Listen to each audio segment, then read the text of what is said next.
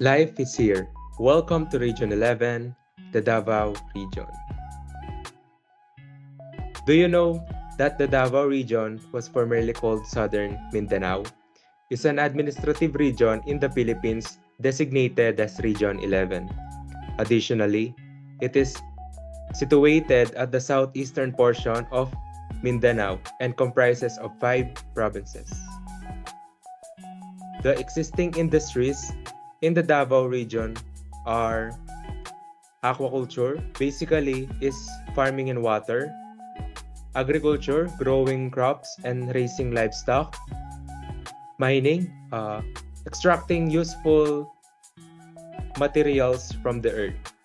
The indigenous people living in Davao region are divided into 2 groups, the City tribe and the Lumad tribes. The City tribes comprises of 6 Moro tribes. This includes Tausug, Maguindanaon, Iranon, Kagan, Maranao, and Sama. On the other hand, there are 5 Lumad tribes, namely Klata, Ata, Ubo Manubo, Patigsalog, and Tagabawa. Davao de Oro, Davao del Norte, Davao del Sur, Davao Oriental, Davao Occidental are the 5 provinces of Davao region. Mabuhay, my name is ALYSSAJAN Tolentino and I'm going to discuss one of the provinces in Region 11 which is Davao de Oro. Davao de Oro, capital Nabunturan, Nicol, Mansaka, Mandaya, Manobo, Manguangan, Bibabawan, Ayeta, Camayo, Davaoeño, and Calacan. So Davao de Oro, also known as Compostela Valley, and the capital of Davao de Oro is Nabunturan, which it means surrounded by mountains. So the existing industries is rice, coconut, cacao, coffee, papaya, mango, pineapple, durian, and banana. Some residents in the province have fish ponds and culture their own fish like tilapia and milkfish. On the left side of the picture is the logo of Davao de Oro, and in the middle is the map of Davao de Oro. The tourist attractions is Kumbilan Cove, Awao Falls, and the festival is Bulawan Festival. So the province called for short used to be part of Davao del Norte until it was made independent in 1998. Davao de Oro, or Compostela Valley, is blessed with nature's magnificent works of art. It brings natural attractions like beaches, waterfalls, forests, mountain ranges, caves, lakes, rivers, and hot, cold springs, and it is all found in the province. No wonder it stands as a strong tourist spot in Mindanao and assemble a small fraction in the tourism in the Philippines. So the province is also full of its people and cultural heritage, a varied blend of ethnicity and dominance. To be in Compostela Valley is to experience a blend of sight and sound that defines a place and a people with pulsing with life, yet reserved and spirit. So these are the tourist destinations in Davao de Oro. So Dusit Tani Lupi Plantation Resort is a luxury resort and a tourist destination in Davao de Oro. So next is Aguacan Cold Spring Resort, an example of a cold spring in Davao de Oro. Awao Falls, one of the most tourist spots in Davao de Oro. Bilawa Mainit Hot Falls, example of a falls and a hot spring destination. Calamba Farm, Sea of Clouds, a eco park in Davao de Oro.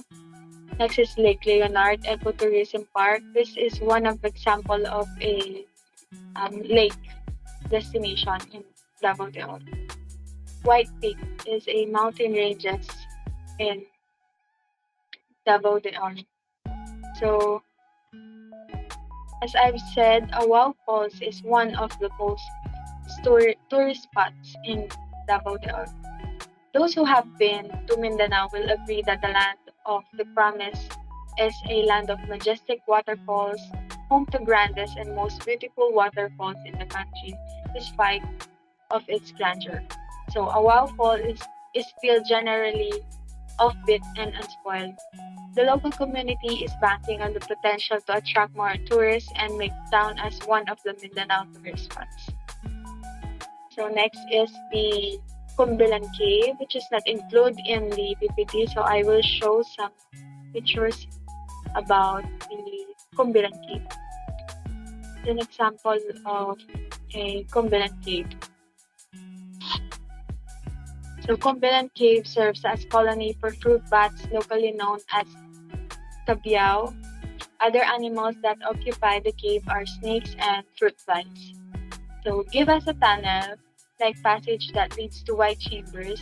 The presence of stalactites and stalagmites in the cave chambers make the cave an educational spot. So the cave structure is also subject to activities such as cave evaluation and spelunking. So the stalactites that na nasabi ko kanina is ito yung mga spikes na nag-grow sa taas ng cave, and the stalagmites is the round shape na nag-grow sa baba ng cave. So next is the Bulawan Festival, which again, it's not included in the PPT, so I will show you picture. So this is an example of Bulawan Festival, or also known as the Golden Festival.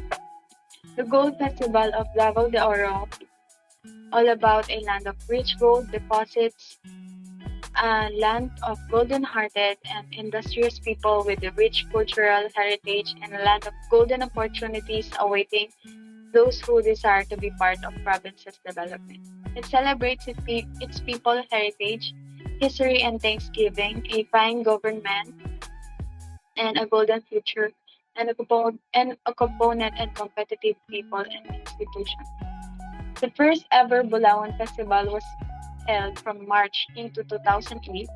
The festivity was in the time of the 10th anniversary of the founding of Davao de Oro, that was previously called an Anibina Bulawan Festival, or simply Anibina Festival, which conduct since the province founding. So name comes from the word ani means harvest and the bina means gold veins. That's it for Davao de Oro. Let's tackle the next province. Davao del Norte, capital, Tagum, the coastal component city in the province of Davao del Norte. It serves the provincial capital. People, 7 tribes, Mansaka, Sama, Dipabawan, Manguangan, Atamanobo, Mandaya, and Talaga. Economy. Davao del Norte is primarily agricultural, but also engaged in mining, forestry, and commercial fishing. So Davao del Norte is also known as the banana capital of the Philippines, and its province is located in Davao region in Mindanao.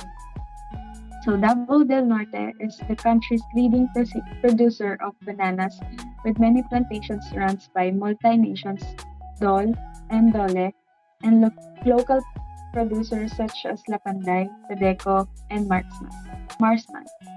Davao del Norte is also one of the Mindanao's leading producer of rice. Davao del Norte's airport, Francisco Bangoy International Airport, Cebuano. Tugpahan ng pangkalibutanon sa Francisco Bangoy. Filipino is paliparang pandaigdig ng Francisco. Bangoy. Ayata is DVO Delta Victor Oscar. ICAO is RPMB, also known as Davao International Airport, is the main airport serving Davao City and Davao region in the Philippines. Tourist destinations. First is Island Garden city of Samal. So Samal Island is island paradise located in Davao Coast, just a stone thrown away from Davao City. The island is blessed with beautiful coast with white sand beaches, abundant marine life, magnificent rock formations, and flourishing flora and fauna. It is home to the famous Pearl Farm Beach Resort, which was once literally a pearl farm. So next is Montfort Bat Cave. So Montfort Bat Cave is located in the small town Tampo on Mawes in is Island or Samal Island off the coast of Mindanao Island. The piece, be, the flimsy, the cave walls can be seen, covered by millions of old fruit bats, also known as Geoffrey Rosette. They are coating the wall, hanging very closely together at all possible places. The colony is estimated to consist of 2.4 million bats, which makes it the largest colony of Geoffrey's rosette in the world.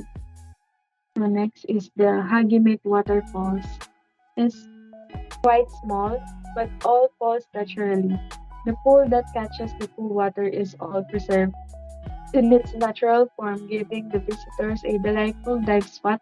Recently, the locals added some cottage for the visitors' comfort and foreign income for them as well. So next is Mount Puting Bato. Regarded as an adult to countless climbing adventures of several mountain climbing aficionados, an event to that of first-time trekkers, Mount Puting Bato has been dubbed as one of the famous tourist spots to explore in Island Garden, city of Samal. Mount Puting Bato is nestled in Barangay Gilon of Samal, boasting of soaring height of 1,343 feet above sea altitude. So next is Japanese Cave House. For those who are enthusiasts of Philippine history, especially that of the Japanese era, visiting and exploring the Japanese cave house would somehow take you to Samal's past. Once you access the cave, you will have a glimpse of the safe house of Japanese soldiers way back in World War II. Within the cave, you can see a lot of old artifacts that were left by the soldiers, ranging from letters to this to handwritten makers. You can find all this creatively placed all over the area. Just bear with the place though, since it is already lack of maintenance. So next proceeds to festivals. The Panagtagpo Festival, one of the most impressive festivals held just in the outskirts of Davao City and this side of Mindanao Island. The festival was held every 7th of March to celebrate the foundation of the city of Taguig, Davao del Norte's capital. As the name implies, Panagtagpo stands for a gathering of the people of the city despite their diverse backgrounds and ethnic origins. And proceedings has it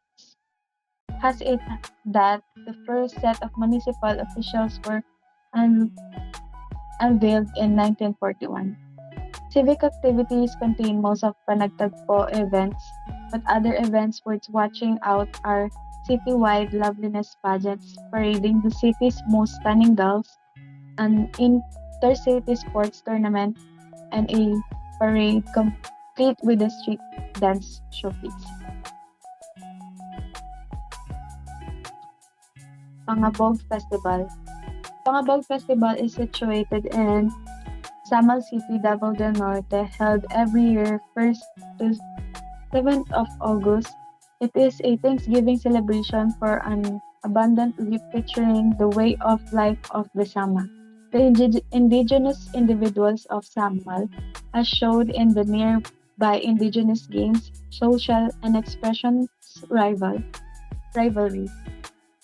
The Pangapog Festival includes a brilliant motorcade with road moving, singing, and customary moves.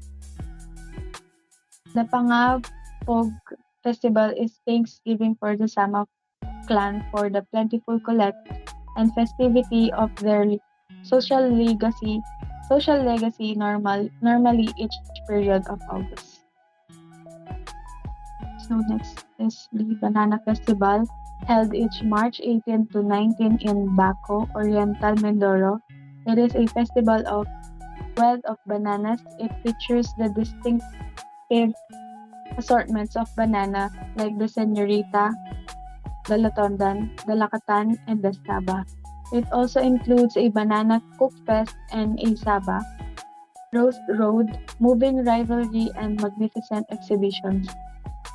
Merriments agree with the town holiday held to pay tribute to supporters Saint Joseph. The celebrant highlight road moving and an agree exchange reasonable for featured Davao del Norte as a banana nation. So, Flores de Tagumeño Festival, 26 beautiful sagaras paraded in Tagum City's major thoroughfares as part of the culminating activities of the 5th Flores Tagumeño last May 25, 2013, which is a month-long activity that honors the Blessed Virgin Mary. The Santa Cruzan de Tagumeño is uniquely Tagumeño as different groups in the city join force in the revival of this tradition. Famous delicacies, Davao has some of the best cuisine in the Philippines since the Davaoenes' traditional lifestyle has shaped their eating habits and the foods they like most. First is the chicken binakol. It is a comforting and tasty chicken soup dish that's perfectly for cold winter days.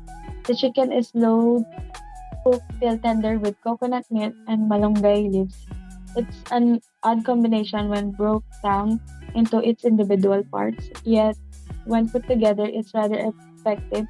The combination of the tart coconut water with the other flavors results in a dish that is both interesting and satisfying to eat. So chicken binakol is basically like tinola, but the uniqueness it is unique because of the ingredients that they are using. For example, yung coconut milk and the native chicken na ginagamit nila. So, Imbao. Some of the greatest seafoods in nations may be found on island of Imbao, which is part of Mindanao. Davao City is a home to a number of mouth-watering seafood dishes such as Imbao and Tinolang Halaan. While this famous clam soup may not seem like much, it has a clean, refreshing taste that makes it a must-try in Davao. So, lauoy. Vegans, vegetarians, and meat eaters alike will enjoy this dish as much as its meat-eating counterpart. Vegetables include okra, taro, jute leaves, saluyot, and tufa gives this meal it's distinctively sticky, almost limey texture, make it a standout among other vegetable dishes in the country, but extremely tasty nonetheless. So next is pak fry. Pak fry, a hybrid of paksiw and fry, is an unusual term as its name suggests. It requires a two-step cooking process. It's first marinated in vinegar and spices, then deep fried till crisp. One of the kind of tail used in Mindanao pak fry is made from tuna tail. Davao City Palobin's restaurant on Dacudo Avenue is the best place to try this regional specialty. So next is the sinuglaw. Another Davao's recommended dish is a mash of two words, sinugba, meaning grilled, and kinilaw, which means ceviche in Filipino. It mostly consists of fresh tuna and pork that has been grilled and marinated in a mixture of vinegar, chilies, onions, ginger, and either lemon or lime. Maayong buntag sa inyong tanan. I am the one assigned to discuss about Davao del Sur. So without further ado, let's dive into it. So Davao del Sur, located siya sa Davao region, which is the southernmost island of the Philippines. It is not a landlocked region, unlike Cordillera na napapalibutan lang ng lupa. The Davao region is surrounded by both water and land. So Davao del Sur, yung capital city niya is Digo City, which is also known as Clay Capital of the Philippines. Its people are called Davaoeño people or Davaoeños. Its airport is called Francisco Bangoy International Airport, also commonly known as the Davao International Airport, with the IATA code of DVO or Delta Victor Oscar. Existing industries na meron siya is coconut, rice, corn, cacao, bananas, abacas, crude oil, and copra pellets. So moving on, let's now go to Davao del Sur's tourist destinations. First is Mount Apo. Pag naririnig natin yung province of Davao del Sur, yung unang pumapasok na destination sa utak natin is yung Mount Apo. Mount Apo has an elevation of 2,954 meters above sea level, kaya yun yung dahilan kung bakit tinagurian siya as Philippines' highest peak mountain, which also equates to it being the highest mountain of the Philippines. Yun yung dahilan din kung bakit perfect siya sa mga hikers and mountaineers that seeks adventure and thrill. This dormant volcano, meaning inactive siya and may possibility na maging active siya in the future, is home to a lot of endemic floras and faunas, like yung mga plants and animals na makikita mo lang sa Mount Apo, as well as yung endangered Philippine eagle natin. So, pag nasa tuktok ka ng Mount Apo, you'll be able to enjoy yung majestic sunrise and sunset accompanied by sea of clouds. Kasi nga, dahil sa elevation niya, napapalibutan siya ng clouds sa tuktok. This mountain is also protected under the NEPA's Act of 1992 na nagko-conserve and nagpa-preserve ng ecosystem and wildlife ng bundok. Next one, we have the Philippine Eagle Center. This sanctuary aims to conserve and serves as a breeding facility to our endangered Philippine eagle. So dahil nga endangered na sila, pinaparami sila sa lugar na ito. Maraming factors kung bakit naging endangered yung status ng Philippine eagle natin. First factor is the hunting. Yung ibang tao, they considered yung kanilang beaks and talons as collector's item, kaya they are being hunted down para ibenta yung kanilang kuko and tuka. Number 2 is their limited range. The Philippine eagle can only be found in the Philippines. You won't find them anywhere else in the world. Number 3 is their low reproduction rate. The Philippine eagle can only produce isang offspring every 2 to 3 years. Kaya yung pagpaparami sa kanila is a struggle. And last one is deforestation. Yung loss of habitat contributed kung bakit wala na silang nesting area and source of food. Yung sanctuary na to aims to rescue yung mga Philippine eagle na confiscate nila through illegal trading and selling, as well as yung mga Philippine eagle na injured sa wild. And after that, they are being rehabilitated so that pag kaya na nilang mag-stand on their own 2 feet again, nire-release din sila sa kanilang natural habitat. Next one, we have the Mount Taloma. Meron itong taas na 2,674 meters above sea level. And yung bundok na to is located in the same mountain range as Mount Apo. Local legend suggests na dati daw, Mount Taloma is higher than Mount Apo. Pero an explosion daw occurred on its peak, making it lower than Mount Apo daw. So, along the way sa tuktok, as you can see sa picture, you'll be able to encounter yung kanyang mossy forest and you'll be able to enjoy yung kanyang dense jungle. Yung bundok na to ay tinaguri ang may twin peak, dalawang tuktok, namely Talomo 1 and Talomo 2. Talomo 1 is higher than Talomo 2. Pero parehas naman sila nag-offer ng panoramic view pag nasa tuktok ka nila.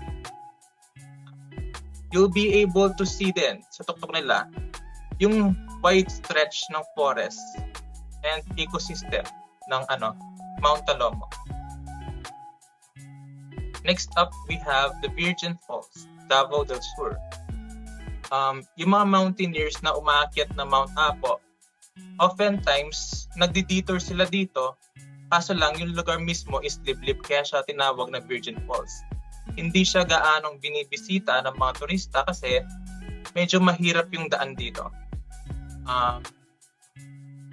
Yung waterfall na to is just a one-tiered waterfall, meaning wala muna siyang babagsakan na mga bato bago siya bumagsak sa ilalim mismo.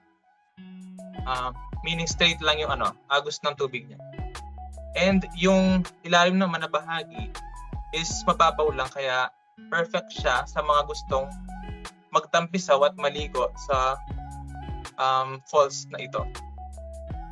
Last one, we have the Davao Crocodile Park. Well, basically kagaya lang siya ng Philippine Eagle Center kung saan binibreed din nila yung mga crocodiles dito, especially yung Philippine crocodile natin na endangered din kagaya ng Philippine Eagle natin. Additionally, ito is considered as a crocodile farm as well. Kasi nga, yung mga crocodiles dito are not just being used for tourism purposes only, pero yung mga crocodiles here, kinakatay sila for their meat at saka yung kanilang scales. Kasi nga, yung scales nila, ginagawa siya for, as an ingredient for leather. Yung nagpa-farm sila dito so that yung pressure sa mga wildlife crocodiles can be alleviated. Parang ito na yung alternative natin sa wild hunting eh. So, pero yung mga Philippine crocodiles, hindi yung pinapatay since illegal yon. It's not, hindi siya pinapaboran ng batas natin. So, sa facility na ito, you'll be able to know yung life cycle ng mga crocodiles as well as magkakaroon ka ng close encounter sa mga iba't ibang reptiles na inaalagaan din nila dito like snakes and etc. So moving on, let's talk about Davao del Sur's delicacies. First one, we have the lechon buaya. It's a variation of Philippine roasted pig, which is the lechon baboy. Yung difference lang nila aside from they are two different animals is that their cooking process is a bit different. Kasi nga yung lechon buaya, it has scales in it. Kaya tinatanggalan muna siya ng scales bago siya lutuin kasi I don't think it's edible. And legal ba na kumain ng lechon buaya sa Philippines? Yes, it's legal. Pero sabi ko nga kanina, yung Philippine crocodile natin is pinoprotektahan siya ng batas natin. So yung pagkatay doon may karampatang parusa. So next one is calderobo. Basically combination lang siya ng caldereta and adobo. Although yung meat lang na ginagamit dito commonly is beef. Next dish is the native chicken binakol. Binakol came from the word bakol, meaning bamboo or kawayan, na dating commonly na ginagamit sa pagluluto ng dish na to. Although nowadays, gumagamit na tayo ng clay pots, pero meron pa sigurong ibang tao na gumagamit pa rin ng bamboo since, sabi nila, it adds aroma and flavor to the dish itself. So anyways, para lang siyang tinola sa atin. Although yung soup niya is made out of coconut juice. Next is their festival, Kadayawan Festival. Kadayawan came from the word Madayaw, which means good or beautiful. Sineselebrate nila ito as a thanksgiving para sa masaganang ani and appreciation to nature. As you saw nga kanina, yung mga tourist destination commonly sa Davao region are mostly nature-centered, di ba? So, kaya nila sineselebrate ito to appreciate yung bigay ng ating Panginoon, which is something to be thankful for naman. So, it's held in August since doon daw sila sagana sa bulaklak, prutas, and mga produktong pang-agrikultura. Marami silang activities here like street dancing, concerts, floral parades, and etc. Pini-feature din nila dito yung kanilang mga indigenous tribes as well as yung kanilang culture, dances, and rituals. Next festival, we have the Araw ng Davao. Yung Araw ng Davao naman is a celebration para ipagdiwang yung founding anniversary ng Davao City as well as yung pagse-celebrate ng cultural heritage ng city na ito. So moving on, asa Davao Oriental naman tayo. Although madaming magagandang destination that can be found in the Davao region, sabi nga ni Ma'am last meetings, hindi siya gaanong binibisita ng local tourists as well as ng mga international tourists. Kasi nga, di ba, for security purposes, kasi may mga rebelding grupo na naninirahan sa Mindanao.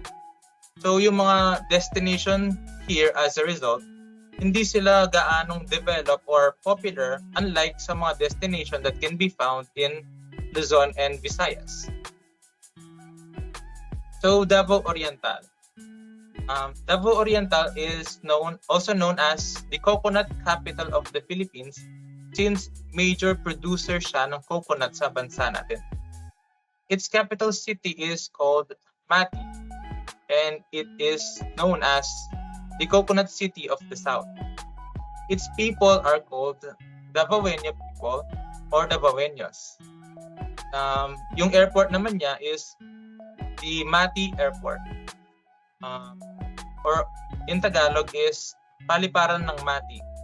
And meron siyang IATA code na MXI, Mike X-Ray India. Yung industries na meron siya are coconut, copra, banana, and abaca. Now let's talk about Davao Oriental's tourist destinations. First is Mount Hamigitan and Bonsai Forest. Under siya ng UNESCO World Heritage Site since it features a rich biodiversity. And meron siyang mayamang kagubatan as well as variety of animals, including na din yung endangered Philippine eagle natin and a lot of endangered na mga halaman. As a result, pinoprotektahan talaga nila yung bundok na to. Yung Mount Hamigitan, based sa aking research, is considered to be as the largest pygmy forest in the Philippines. So, ano yun? Pygmy forest ay kagubatan ng mga halamang hindi lumalaki. Kaya nga siya tinawag na bonsai forest since merong part doon na yung mga halaman is maliliit lang.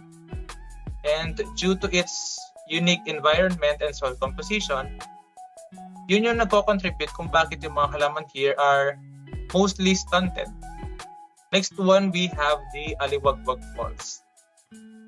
Considered siya as Philippines' highest waterfall na may taas na 1,110 meters. Yung main highlight ng destination na ito is of course the waterfall itself. Meron lang naman siyang 84 cascading piers. Meaning 84 muna yung kailangan niyang bagsakan before it reaches yung pinakailalim mismo. So, yun din yung dahilan kung bakit nagmumukha siyang hagdan. Kaya nga siya tinawag na stairway to heaven. Literal na stairway to heaven pag nadulas ka dito. So, yung tubig din na nagagaling sa waterfall na ito serves as an irrigation system sa nearby na rice plantation, which is hindi lang siya pang tourism purposes yung silbi niya. Next destination, we have the Sunrise Boulevard. Kaya daw siya tinawag na Sunrise Boulevard since perfect daw siya during sunrise, when you can use daw yung sun as your backlight. So, although yung downside lang ng destination na ito is wala kang matutuluyan na nearby accommodation or hotel. And kailangan mo pa na mag-travel ng 20 minutes pa to reach Katil, which is the closest city sa destination na to. Pero I think worth it naman yung effort, since pag low tide, you will be able to enjoy yung stretch of mangroves as you can see sa picture na scattered all over the area. Next one is the Curtain Falls. As the name suggests, tinawag siyang curtain falls since yung bagsak ng tubig dito is nagre-resemble siya ng kurtina that's hanging in our houses, di ba? Dahil din dito sa peculiar na agos ng tubig niya, kaya siya considered as the Philippines' widest waterfall. Although unlike Aliwagbag Falls, yung falls na to, hindi mo siya makikitaan ng modern developments kasi nga, before, exclusive lang siya sa mga local residents. Pero one time, nakitaan siya ng tourism potential, and now, ginawan siya ng daan so that local tourists as well as foreign tourists pwede din nilang ma-enjoy ang destination na to. Although yung daan papunta dito is not concrete, meaning lang siya, lupa lang siya na bako-bako. Last destination we have in Davao Oriental is the Dahican Beach. Dahican Beach is a place daw with white sand beach. And malinaw daw yung tubig niya. Its water is crystal clear. It's perfect daw sa mga taong mahilig mag-surfing since yung alon daw dito is consistent. So, during October daw to March, dun daw yung mga matataas and magandang alon sa Dahican Beach. Although if you're not into surfing or skimboarding, meron din namang ibang activities na pwedeng gawin dito like beach volleyball or pwede ka rin naman mag-kayaking.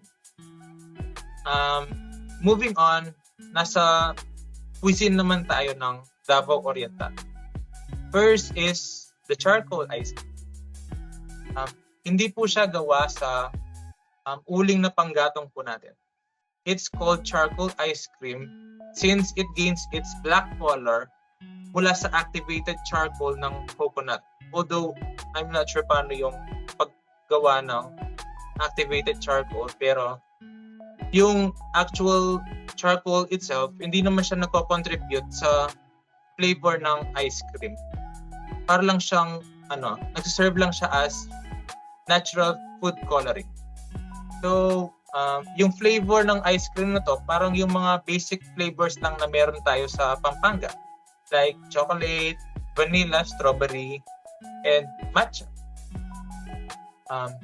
Second one is sinuglaw.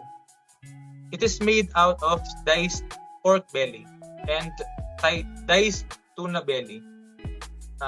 Tapos meron din siyang cucumber and onions. So, yung dish na to is para lang siyang sisig sa Pampanga. So, last cuisine na meron tayo sa Davao Oriental is the boneless crispy pata. So, ito naman, as the name suggests, di ba? tinawag siyang boneless crispy pata since crispy pata siya na walang buto. Ano lang siya, common crispy pata lang. The only difference is, yun nga, it has no bones. Pero yung cooking process and yung dipping sauce niya, I think, it's the same lang as yung crispy pata na meron tayo dito. So, moving on sa festival naman tayo na sineselebrate sa Davao Oriental. Disambuakan Festival. Yung festival na ito, sineselebrate nila yung founding anniversary ng Mathew City, as well as Thanksgiving na din sa masaganang ani ng province na ito. Buwak also means na one, which means unity in English. Since regardless daw kung ano yung ethnicity mo, yung family origin mo, or yung demographic profile mo, pag nasa Davao Oriental ka daw, you'll feel daw na nagkakaisa yung mga tao dito and walang cultural divide. Parang pantay-pantay lang yung trato, regardless kung sino ka man. And that ends my presentation. Thank you. 81st newest province in the Philippines, located in the Davao region in Mindanao. Davao Occidental. Malita is the capital of Davao Occidental. Davao Occidental is home for Hiligaynon, Cebuano, Tagalog, English, Dabaweño, Ilocano, Maguindanao. Davao Occidental is rich in the production of mangustin, marang, coconut, cacao, durian, abaca, pineapple, coffee, seafood, banana. There are 2 airports in the Davao region: Lamitan Airstrip, Ayatanan; Malita Airport, Ayatanan. And now, let's have a tour on the breathtaking landmarks of the Davao Occidental, beginning with the Sleeping Dragons. If Davao Occidental is known for its sleeping dinosaur, the Davao Occidental has its version of a mountain resembling a fairy creature. They call it sleeping dragons. From a certain viewpoint, the mountains do look like green dragons resting with their heads and parts of their bodies touching the water. Adding to the scenic view are the pristine beaches with azure blue waters. The second one is Mount Kiawa. Mount Kiawa is measured approximately 400 meters above sea level and is a good day hiking destination in the province of Davao Occidental. The summit offers a clear 360 degrees view of the town and neighboring places. The next one is Balut Island. Balut Island is also known as Malulong. It's a potentially active volcanic island south of the tip of Davao Occidental province in the Mindanao region. At the center of the island is Balut Volcano, a fumarolic volcano with no historical eruption. Lastly, Sabang Hot Spring. As you get closer to the fence, you can smell the sulfuric odor of the boiling spring. When you get there, the smell will get intense and you can see the water boil. It is not open for commercial bathing because of the heat temperature of the water unless you want to get burned. And now, let's move on to the famous festival of Davao Occidental, Sambuacan Festival. came from Mandaya word sambuok, meaning unity and oneness. It is a thanksgiving for bountiful harvest and community progress. Activities includes cultural, tribal show and presentations, agri-industrial trade, fair and exhibits. The next one is Netibo Festival. The provincial government of Davao Occidental will launch its first ever Netibo Festival next year to promote the rich culture of the indigenous people, not only of this infant province, but as well in Davao del Sur, that aims to give importance to the total development of the IP communities. And the next one is Gaginaway Festival. Malita, November 13th to 19. Its highlights is the cultural presentations of the Tagakaulo tribe and other tribes of the province. This festival is a way to revisit and renew the old cultural practice of the indigenous people of the province. The word Gaginaway means being together. And now let's talk about the most famous cuisines in Davao Occidental. First on the list, we have kinilaw na tuna or raw fish salad, an appetizer dish that is usually consumed as pulutan. It is best served along with cold beer.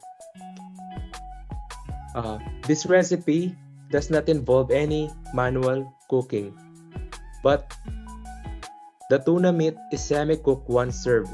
This is made possible by the acid in the vinegar and calamansi or lemon juice. This mild acid slowly cooks the fish when meat soaked for a few hours. And next is dinuguan or pork blood stew. Filipino savory stew of blood and meat, usually stomach, intestine, ear, snout, or meat simmered in a rich spicy gravy of pig blood, garlic, chili, and vinegar. The term dinuguan comes from the Filipino word dugo, which means blood. It is often served with white rice or Filipino rice called puto. The next one is binignit or ginataang halo-halo, a Filipino dessert dish. This is composed of different tubers such as sweet potato, purple yam, and taro root. Aside from the tubers, other ingredients include plantains, tapioca pearls, and glutinous rice bowl. This dish is also known as binignit in some part of the Philippines. Durian pie. Davao City is the #1 producer of durian fruit in the Philippines. And that is why you should not miss tasting the durian. Better yet, try the delicious durian pie. The pie is sweet and it tastes like real durian. The pie is made from fresh durian pulps mixed with special ingredients. And lastly, puso, rice cooked in coconut leaves. And that's it. I hope you've learned something on our report. Thank you and mabuhay.